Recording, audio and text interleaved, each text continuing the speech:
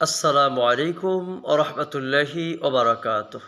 ওয়ালাইকুম আসসালাম ওয়া রাহমাতুল্লাহি ওয়া বারাকাতুহু। প্রিয় ছাত্রগণ, তোমরা সকলেই কেমন আছো?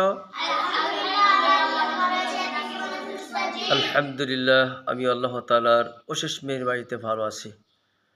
আরবি হরফ কয়টি? আরবি হরফ 29 টি। মাখরাজ কয়টি? মাখরাজ কয়টি? মাখরাজ কাকে বলে? রব্বুল উচ্চারণের স্থানকে মাখরাজ বলে।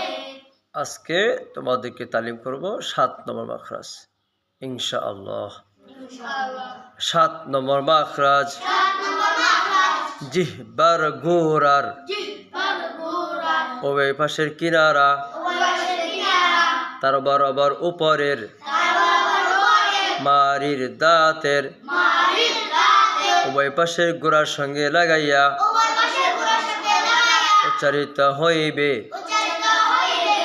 ضاد ضاد ضاد হরকতের উচ্চারণ হরকতের উচ্চারণ ضاد ضاد ضاد ولا الضالين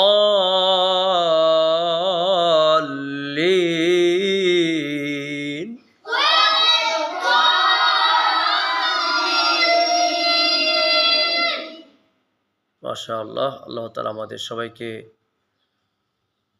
কুরআন মাজিদের তেলাওয়াত তাজবিদ সহকারে শিখার এবং পড়ার তৌফিক দান করুন। আল্লাহুম্মা আমিন।